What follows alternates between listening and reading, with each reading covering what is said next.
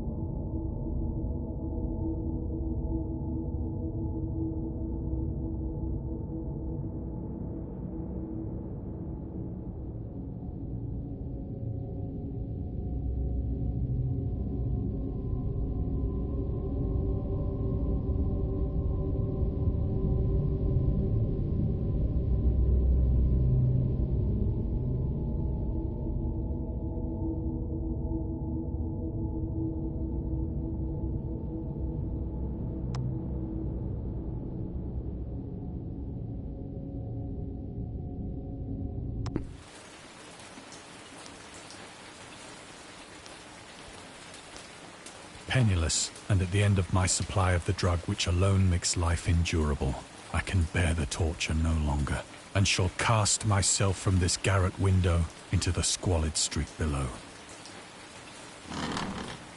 Do not think from my slavery to morphine that I am a weakling or a degenerate. When you have read these hastily scrawled pages, you may guess, though never fully realize, why it is that I must have forgetfulness or death.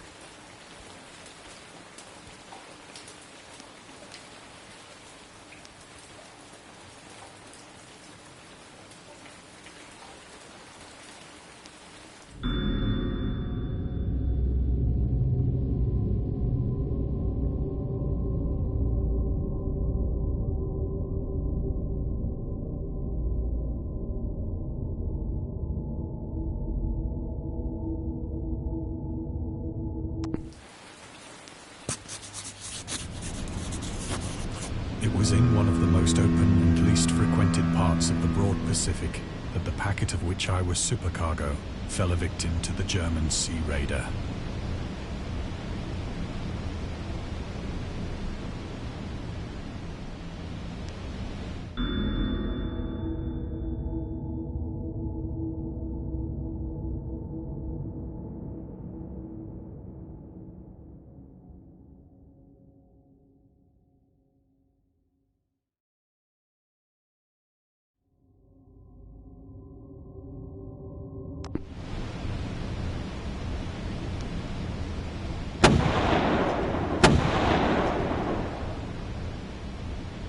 The Great War was then at its very beginning, and the ocean forces of the Hun had not completely sunk to their later degradation. So that our vessel was made a legitimate prize, whilst we of her crew were treated with all the fairness and consideration due us as naval prisoners.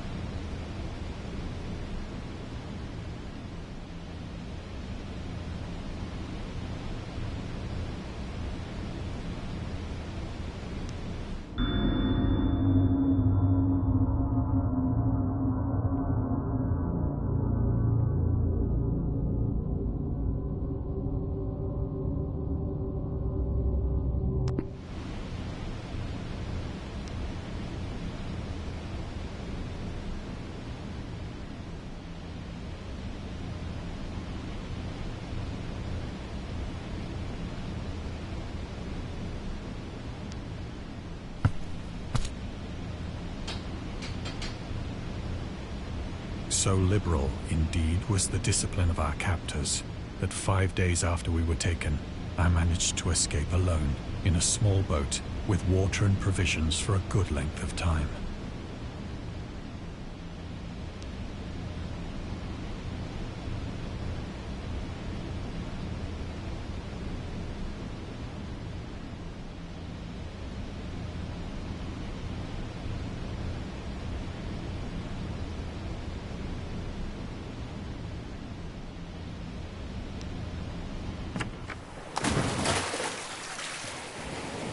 When I finally found myself adrift and free, I had but little idea of my surroundings.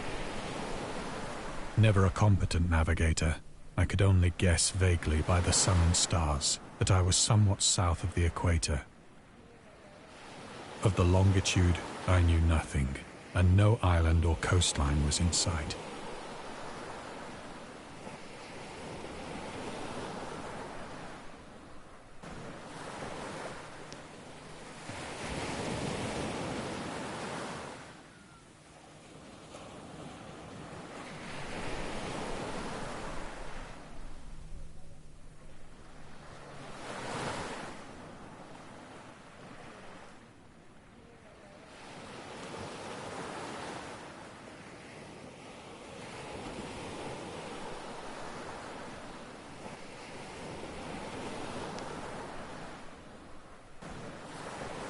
The weather kept fair, and for uncounted days I drifted aimlessly beneath the scorching sun, waiting either for some passing ship or to be cast on the shores of some habitable land.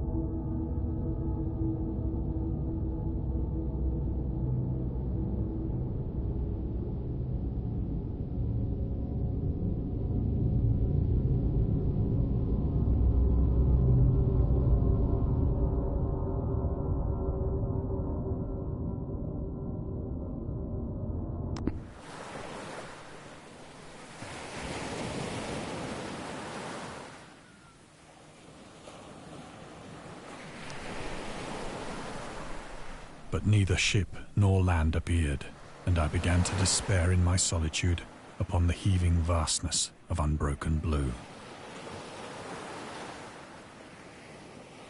The change happened whilst I slept.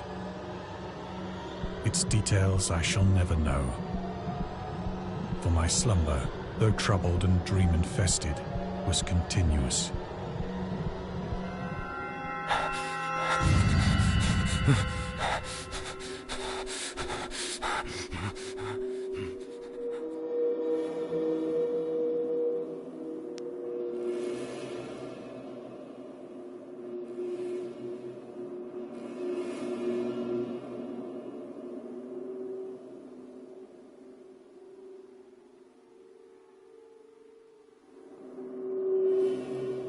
When at last I awoke, it was to discover myself half sucked into a slimy expanse of hellish black mire, which extended about me in monotonous undulations as far as I could see. And in which my boat lay grounded some distance away. Though one might well imagine that my first sensation would be of wonder at so prodigious and unexpected a transformation of scenery, I was in reality more horrified than astonished. For there was in the air, and in the rotting soil, a sinister quality which chilled me to the very core.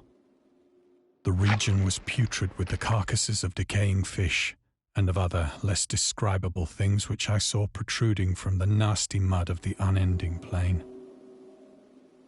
Perhaps I should not hope to convey in mere words the unutterable hideousness that can dwell in absolute silence and barren immensity.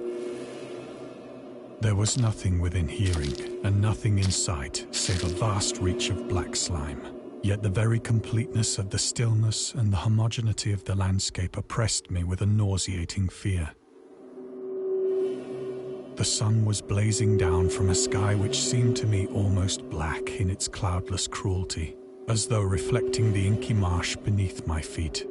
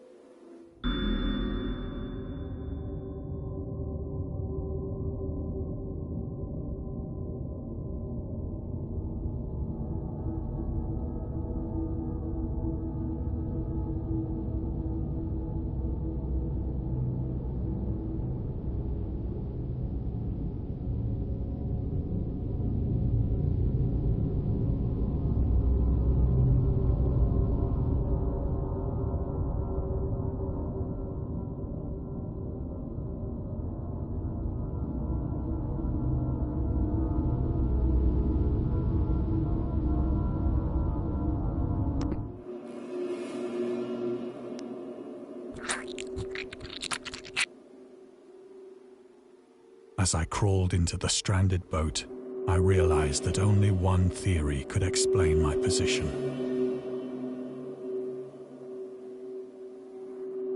Through some unprecedented volcanic upheaval, a portion of the ocean floor must have been thrown to the surface, exposing regions for which innumerable millions of years had lain hidden under unfathomable watery depths.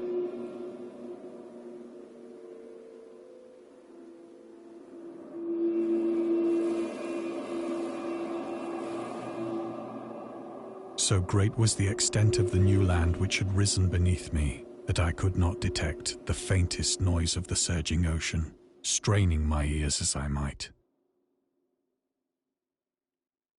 Nor were there any seafowl to prey upon the dead things.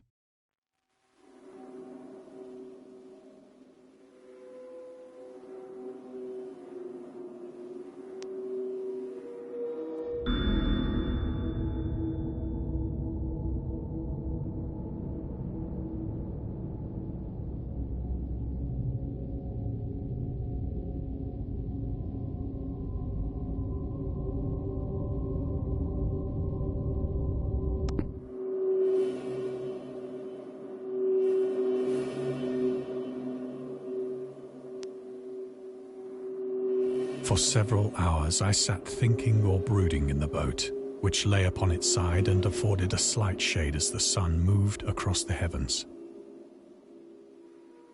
As the day progressed, the ground lost some of its stickiness and seemed likely to dry sufficiently for traveling purposes in a short time.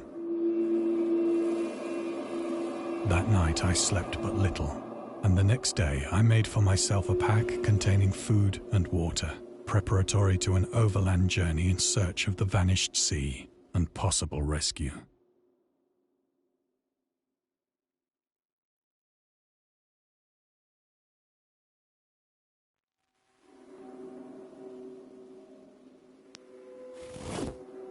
On the third morning, I found the soil dry enough to walk upon with ease.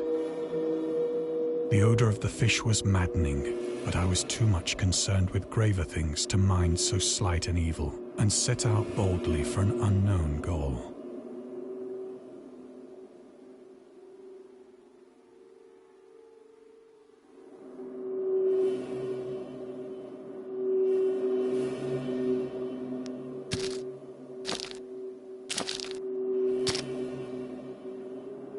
All day I forged steadily westward, guided by a faraway hummock which rose higher than any other elevation on the rolling desert.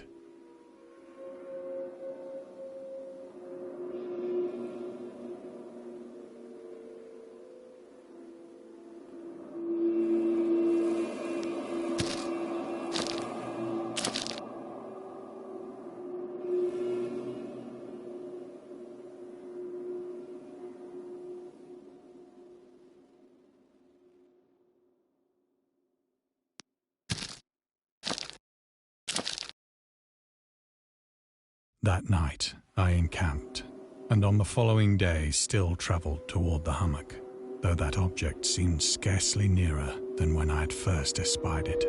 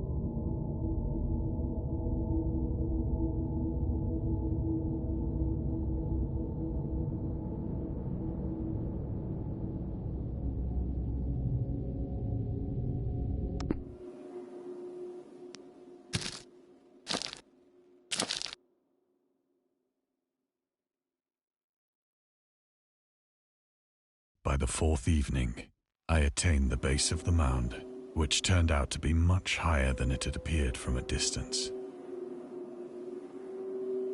an intervening valley setting it out in sharper relief from the general surface.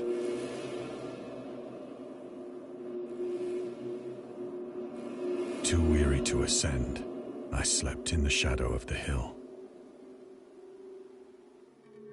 I know not why my dreams were so wild that night, but ere the waning and fantastically gibbous moon had risen far above the eastern plain,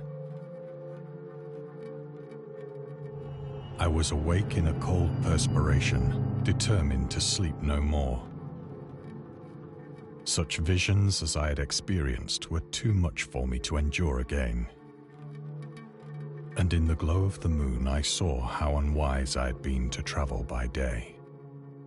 Without the glare of the parching sun, my journey would have cost me less energy. Indeed, I now felt quite able to perform the ascent which had deterred me at sunset. Picking up my pack, I started for the crest of the eminence.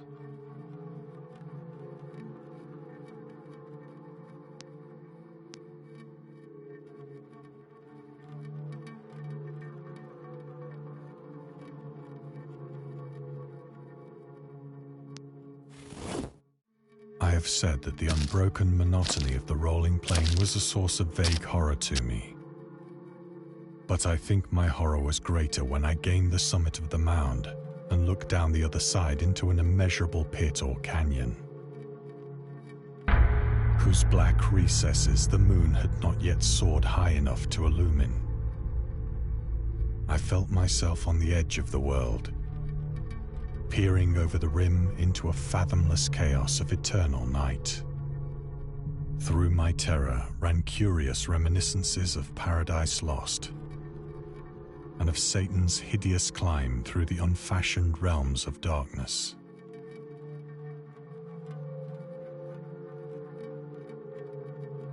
As the moon climbed higher in the sky, I began to see that the slopes of the valley were not quite so perpendicular as I had imagined.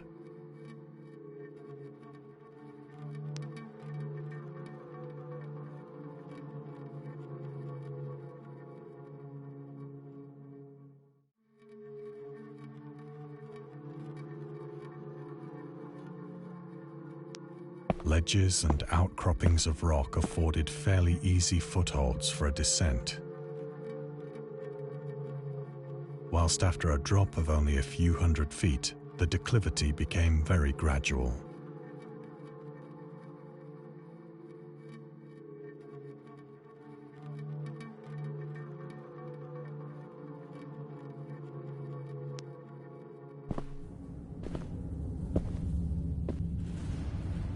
Urged on by an impulse which I cannot definitely analyze, I scrambled with difficulty down the rocks and stood on the gentler slope beneath.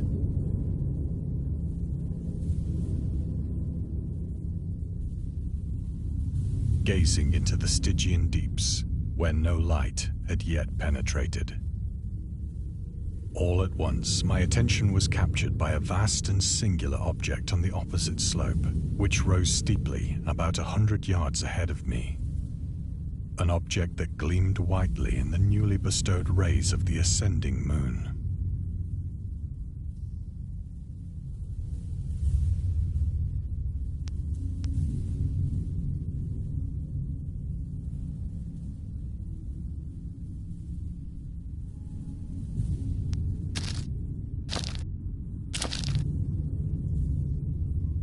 That it was merely a gigantic piece of stone, I soon assured myself.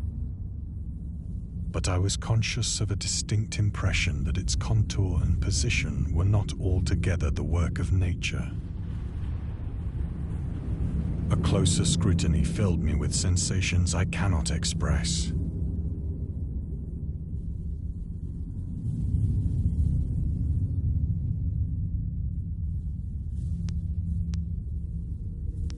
For despite its enormous magnitude and its position in an abyss which had yawned at the bottom of the sea since the world was young, I perceived beyond a doubt that the strange object was a well-shaped monolith, whose massive bulk had known the workmanship and perhaps the worship of living and thinking creatures. Dazed and frightened, yet not without a certain thrill of the scientist's or archaeologist's delight, I examined my surroundings more closely.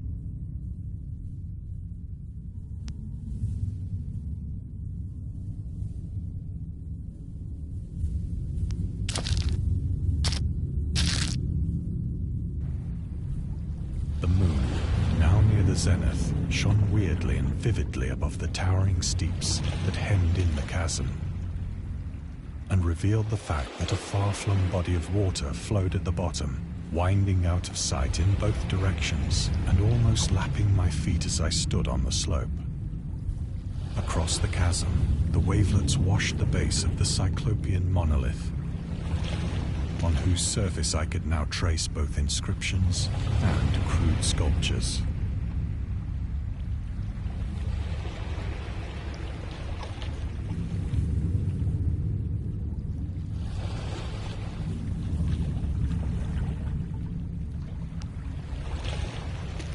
The writing was in a system of hieroglyphics unknown to me and unlike anything I'd ever seen in books, consisting for the most part of conventionalized aquatic symbols such as fishes, eels, octopi, crustaceans, mollusks, whales, and the like. Several characters obviously represented marine things which are unknown to the modern world, but whose decomposing forms I had observed on the ocean-risen plain. It was the pictorial carving, however, that did most to hold me spellbound.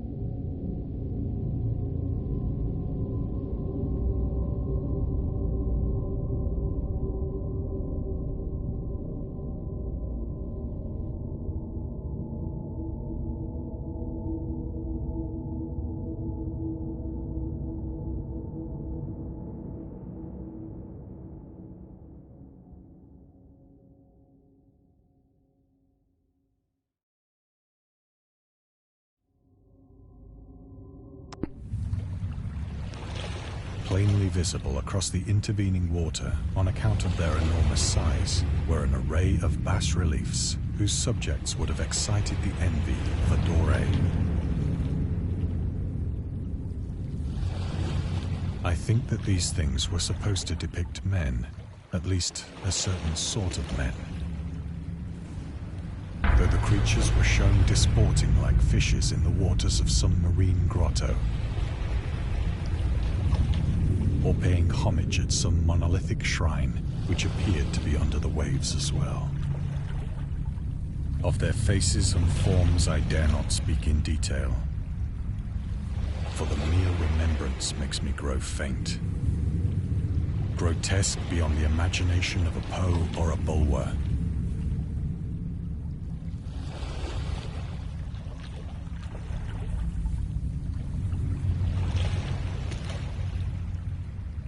They were damnably human in general outline, despite webbed hands and feet, shockingly wide and flabby lips.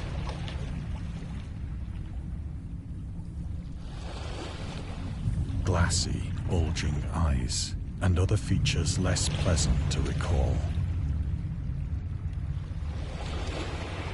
Curiously enough, they seemed to have been chiseled badly out of proportion with their scenic background. For one of the creatures was shown in the act of killing a whale, represented as but little larger than himself. I remarked, as I say, their grotesqueness and strange size, but in a moment decided that they were merely the imaginary gods of some primitive fishing or seafaring tribe. Some tribe whose last descendant had perished eras before the first ancestor of the Piltdown or Neanderthal man was born.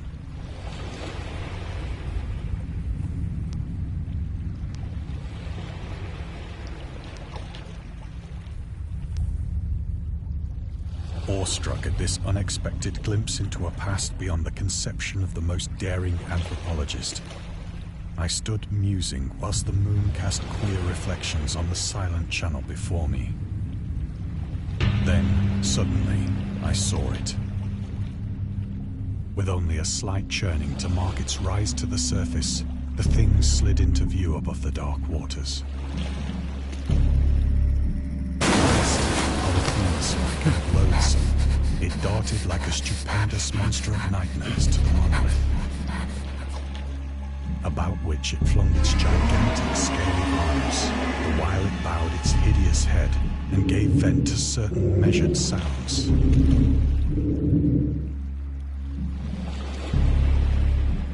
I think I went mad then. Of my frantic ascent of the slope and cliff, and of my delirious journey back to the stranded boat, I remember little.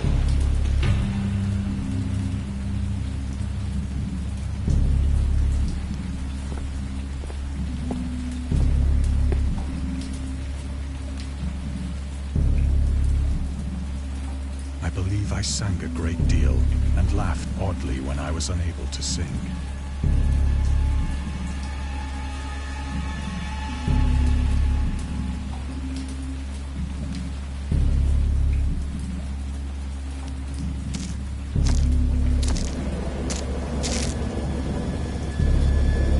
I have indistinct recollections of a great storm sometime after I reached the boat.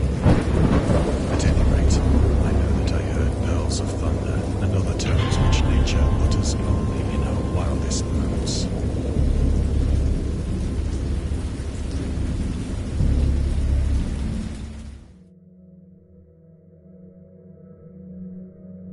When I came out of the shadows, I was in a San Francisco hospital,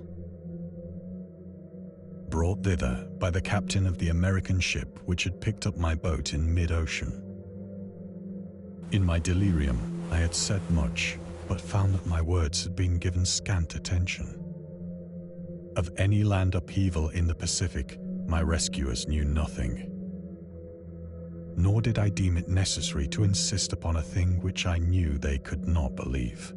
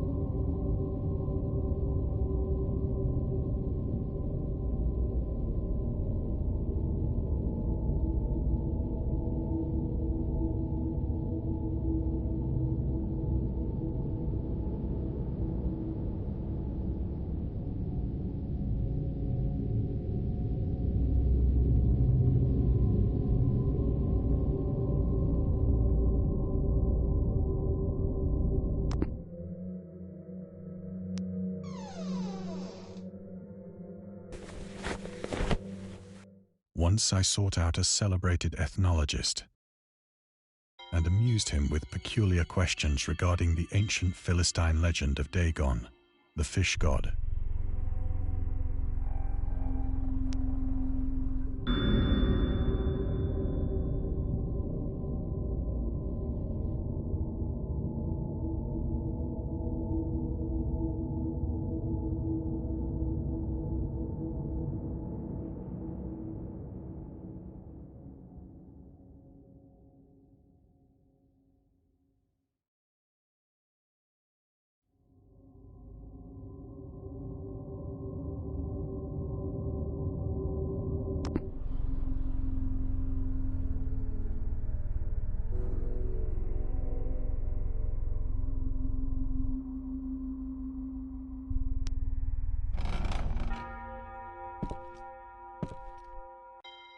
But soon perceiving that he was hopelessly conventional, I did not press my inquiries.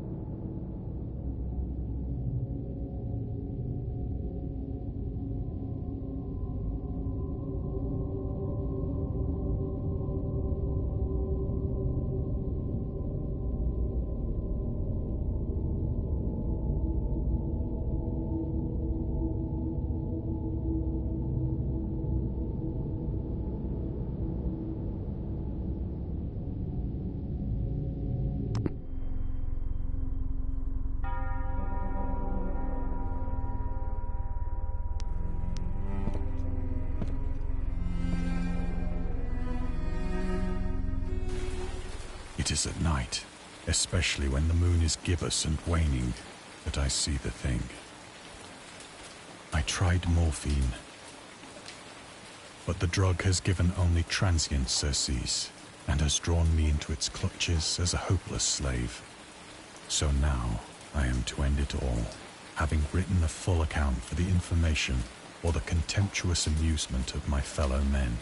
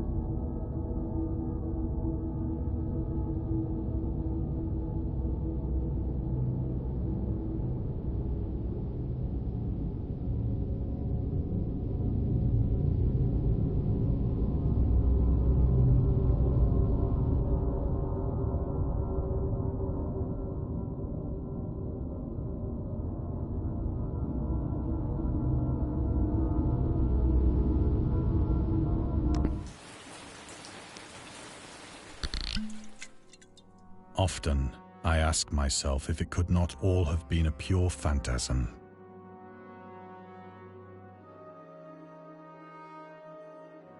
A mere freak of fever as I lay sun-stricken and raving in the open boat after my escape from the German man of war. This I ask myself, but ever does there come before me a hideously vivid vision in reply. I cannot think of the deep sea without shuddering at the nameless things that may at this very moment be crawling and floundering on its slimy bed, worshipping their ancient stone idols and carving their own detestable likenesses on submarine obelisks of water-soaked granite. I dream of a day when they may rise above the billows to drag down into their reeking talons the remnants of puny, war-exhausted mankind, of a day when the land shall sink and the dark ocean shall ascend amidst universal pandemonium.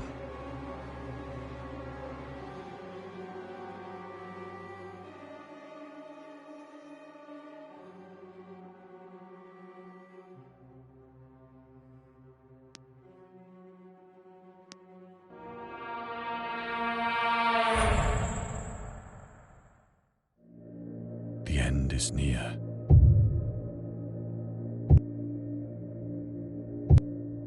I hear a noise at the door, as of some immense slippery body lumbering against it.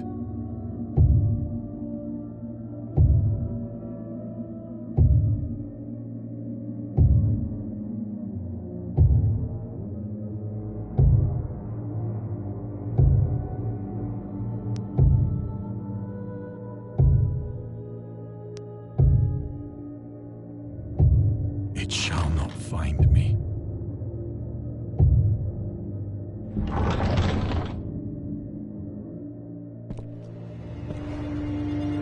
God, that hand!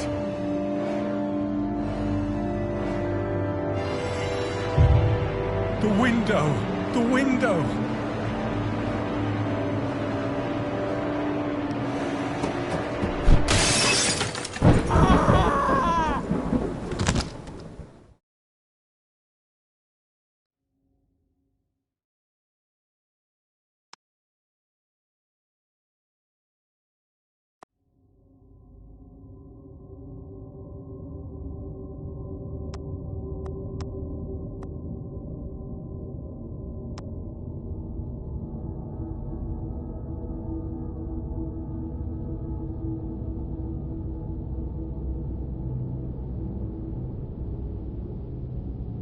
I hate the moon. I am afraid of it.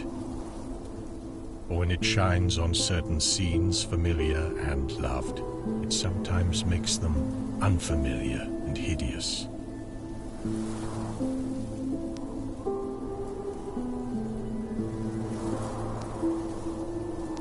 It was in the spectral summer when the moon shone down on the old garden where I wandered. The spectral summer of narcotic flowers and humid seas of foliage that bring wild and many-colored dreams.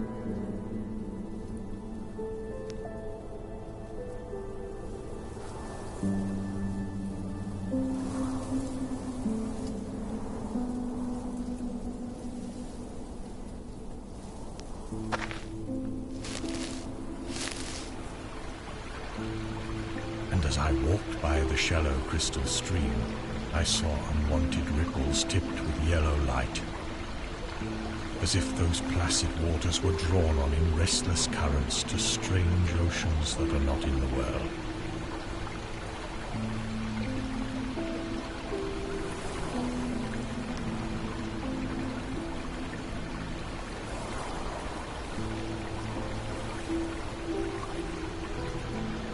Silent and sparkling, bright and baleful, those moon-cursed waters hurried I knew not whither, whilst from the empowered banks white lotus blossoms fluttered one by one in the opiate night wind and dropped despairingly into the stream, swirling away horribly under the arched carven bridge and staring back with the sinister resignation of calm, dead faces.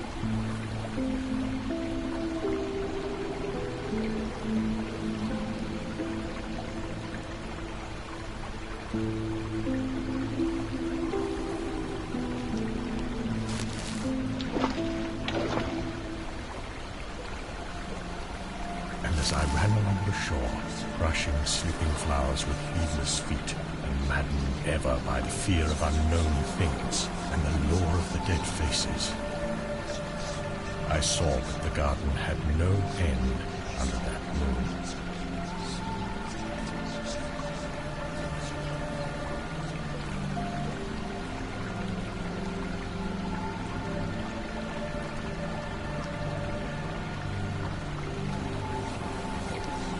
For where by day the walls were, there stretched now only new vistas of trees and paths, flowers and shrubs, stone idols and pagodas, and bendings of the yellow-litten stream past grassy banks and under grotesque bridges of marble. And the lips of the dead lotus faces whispered sadly and bade me to follow.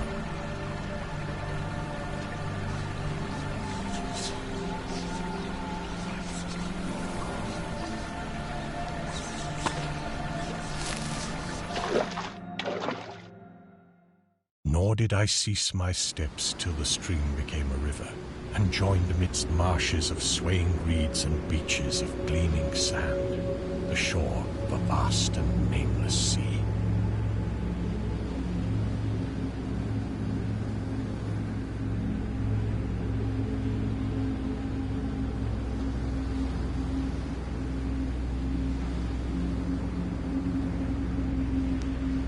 Upon that sea the hateful moon shone, and over its unvocal waves weird perfumes brooded. And as I saw therein the lotus faces vanish, I longed for nets that I might capture them and learn from them the secrets which the moon had brought upon the night.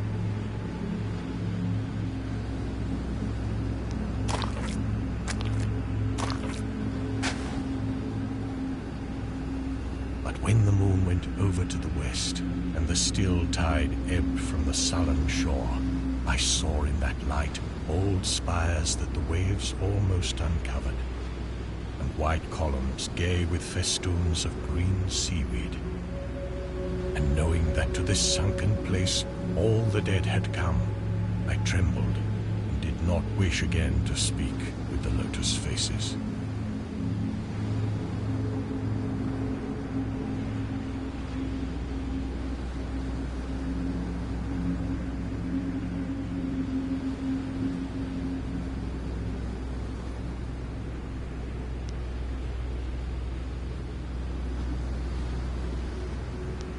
Yet when I saw afar out in the sea a black condor descend from the sky to seek rest on a vast reef, I would fain have questioned him and asked him of those whom I had known when they were alive. This I would have asked him had he not been so far away, but he was very far, and could not be seen at all when he drew nigh that gigantic.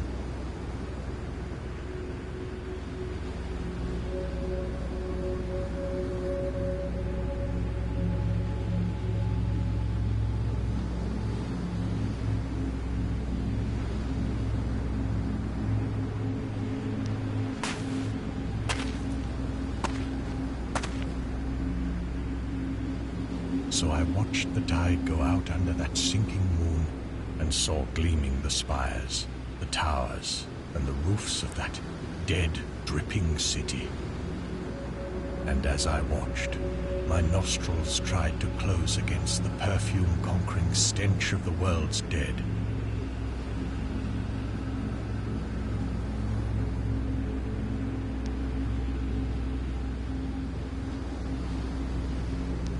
For truly, in this unplaced and forgotten spot, had all the flesh of the churchyards gathered for puffy sea worms to gnaw and glut upon.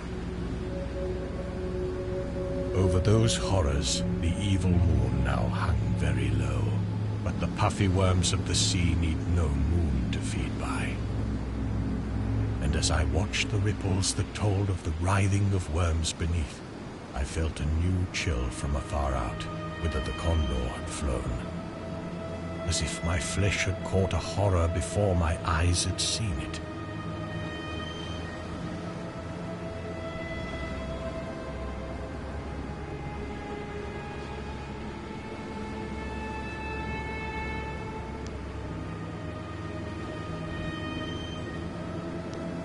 Nor had my flesh trembled without cause, for when I raised my eyes, I saw that the waters had ebbed very low, shewing much of the vast reef whose rim I had seen before.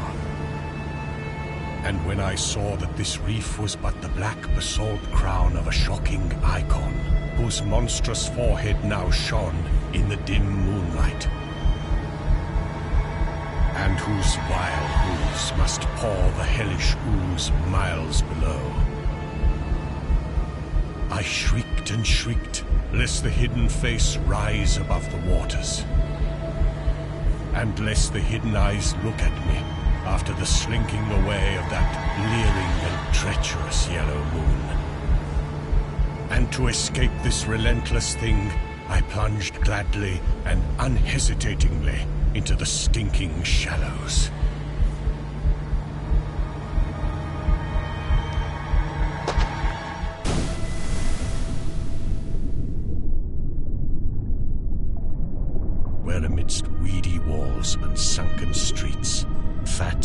worms feast upon the world's dead.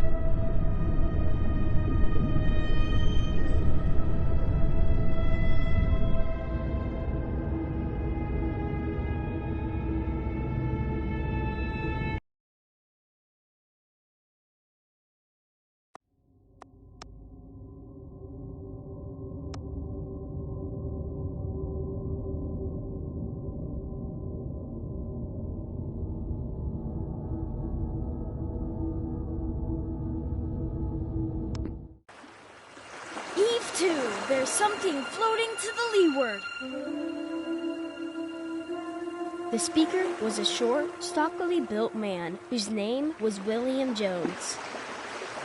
He was the captain of a small catboat in which he and a party of men were sailing at the time the story opens.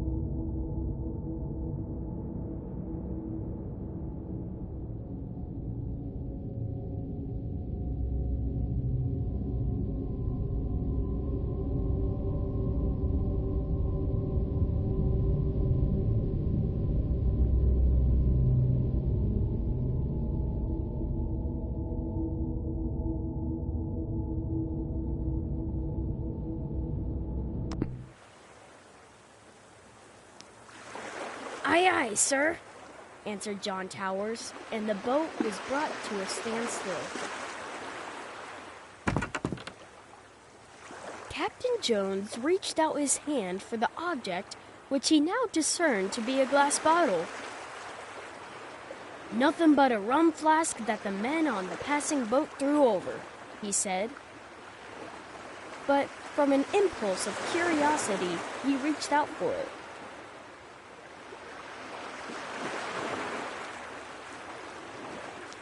It was a rum flask, and he was about to throw it away when he noticed a piece of paper in it. He pulled it out, and on it read the following: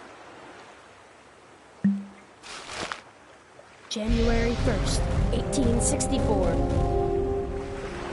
I am John Jones, who writes this letter. My ship is fast sinking with the treasure on board. I am where it is marked on the enclosed chart.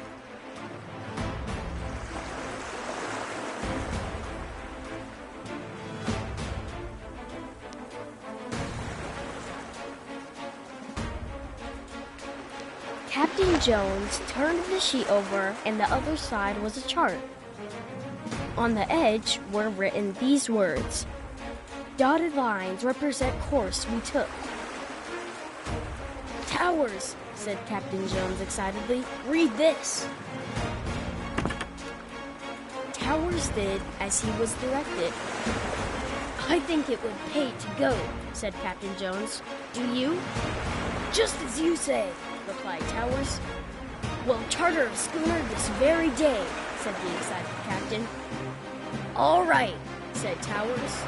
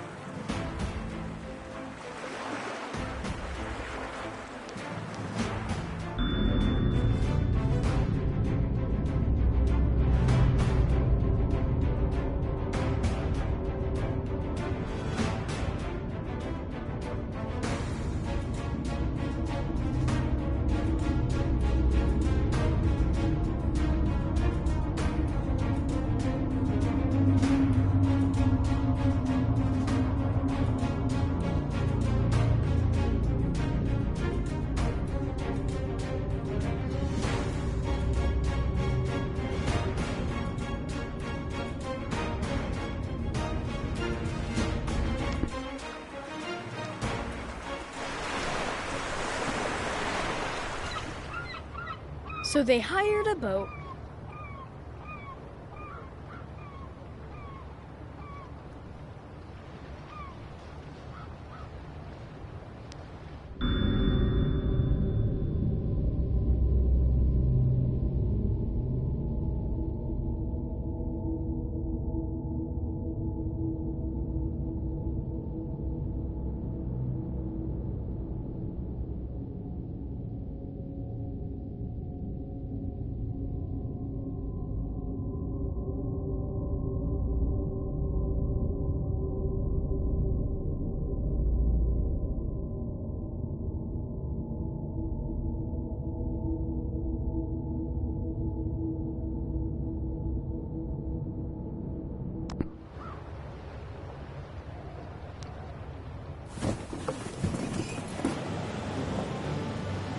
started off governed by the dotted lines of the chart.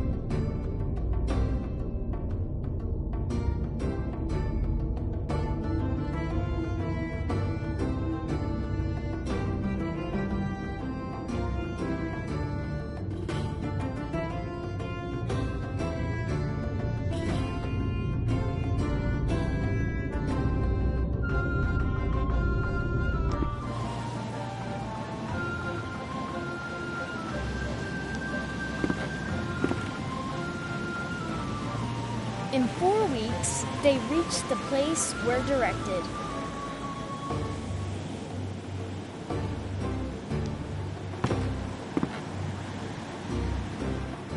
And the divers went down.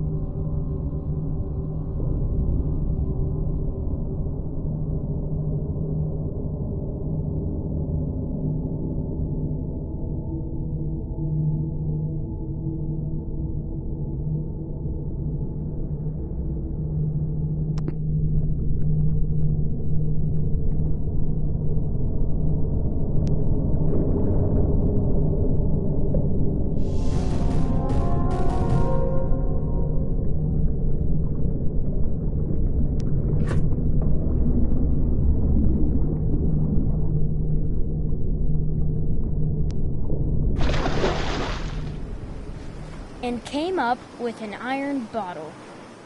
They found in it the following lines scribbled on a piece of brown paper.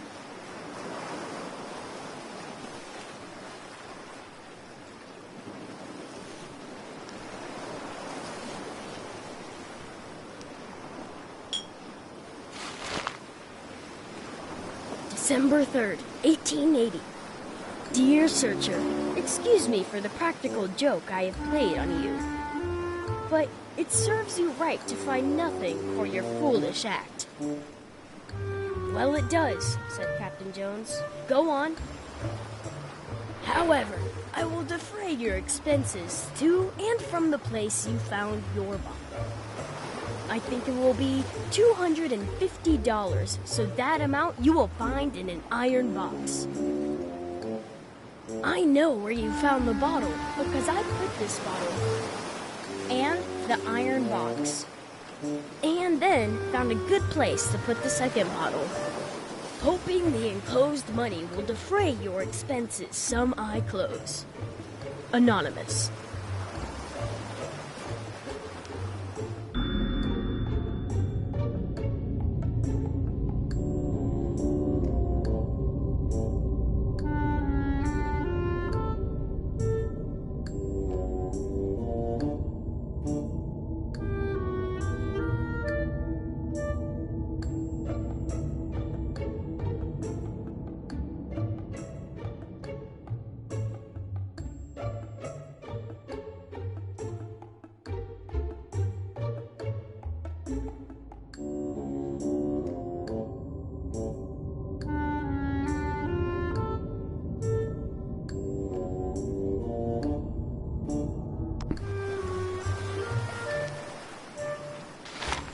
I'd like to kick his head off, said Captain Jones.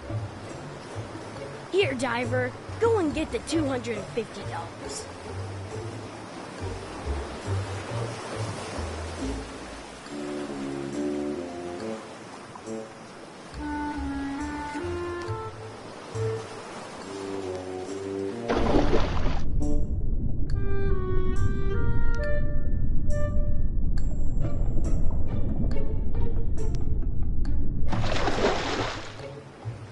In a minute, the diver came up bearing an iron box.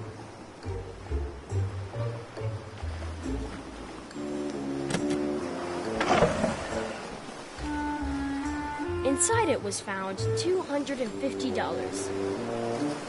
It defrayed their expenses. But I hardly think that they will ever go to a mysterious place as directed by a mysterious bottle.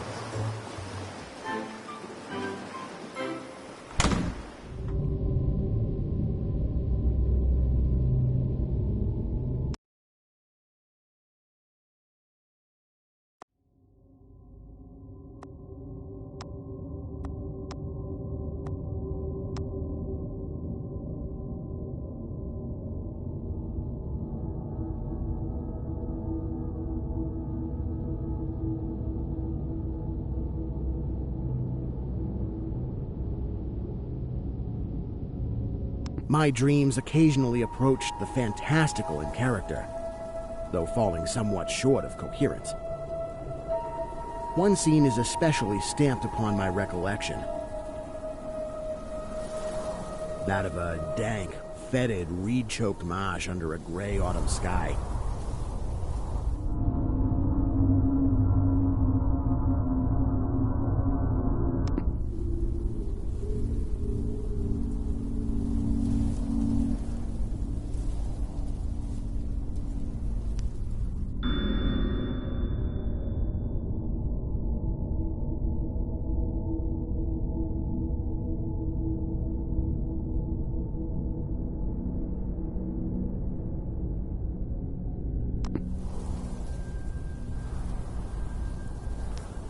With a rugged cliff of lichen-crusted stone rising to the north.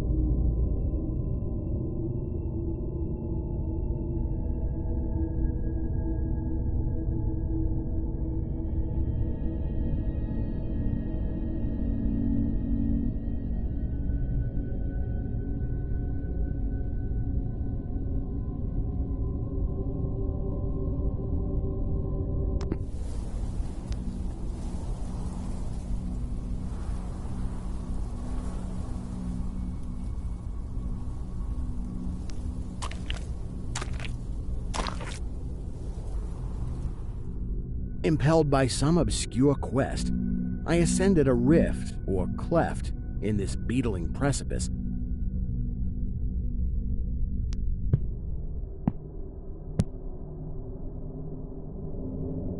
Noting as I did so the black mouths of many fearsome burrows extending from both walls into the depths of the stony plateau.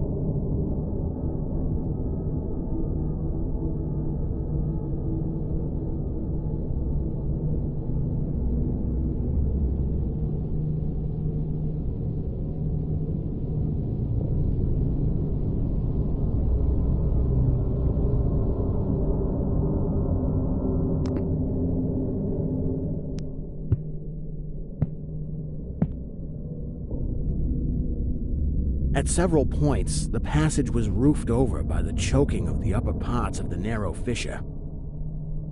These places being exceedingly dark and forbidding the perception of such burrows as may have existed there. In one such dark space, I felt conscious of a singular accession of fright, as if some subtle and bodiless emanation from the abyss were engulfing my spirit. But the blackness was too great for me to perceive the source of my alarm.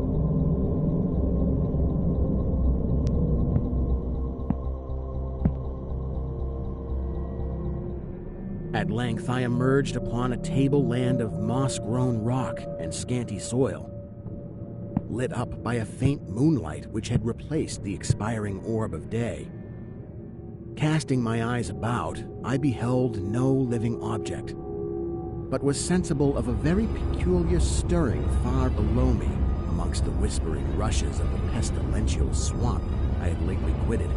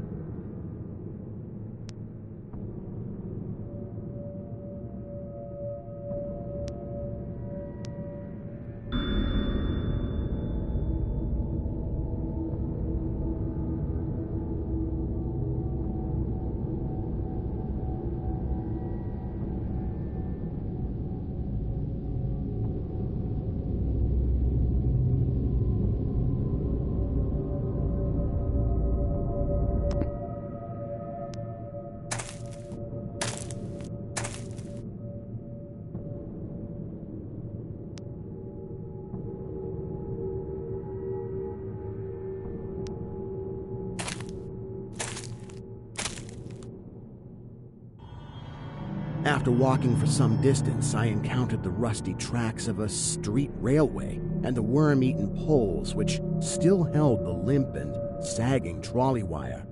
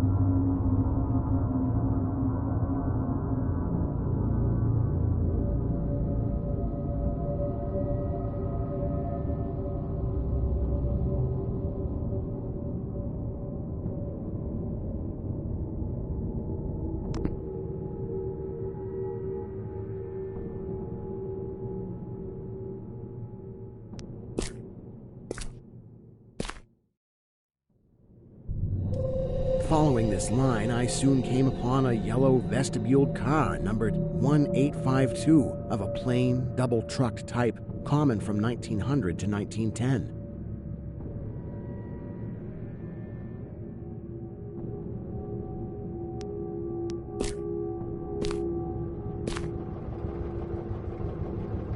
It was untenanted, but evidently ready to start.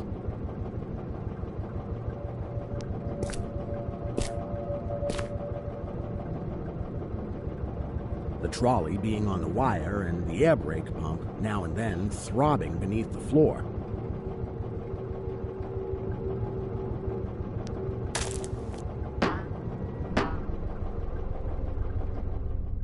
I boarded it and looked vainly about for the light switch, noting as I did so the absence of controller handle which implied the brief absence of the motorman. Then I sat down in one of the cross seats toward the middle, awaiting the arrival of the crew and starting of the vehicle.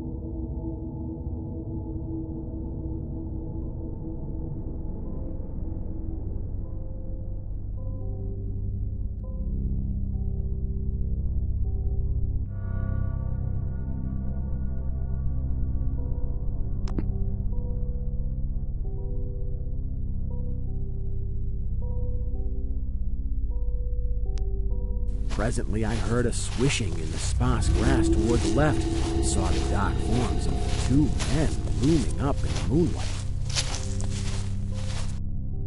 They had the regulation caps of a railway company, and I could not doubt but that they were the conductor and motorman. Then one of them sniffed with singular sharpness and raised his face to howl at the moon. The other dropped on all fours to run toward the car. I leapt up and at once raced madly out of that car.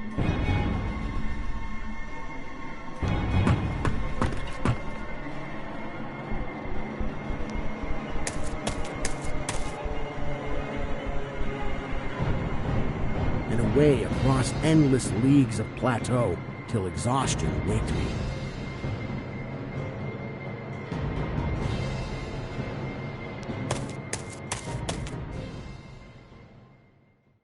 Doing this not because the conductor had dropped on all fours, but because the face of the motorman was a mere white cone, tapering to one blood-red tentacle.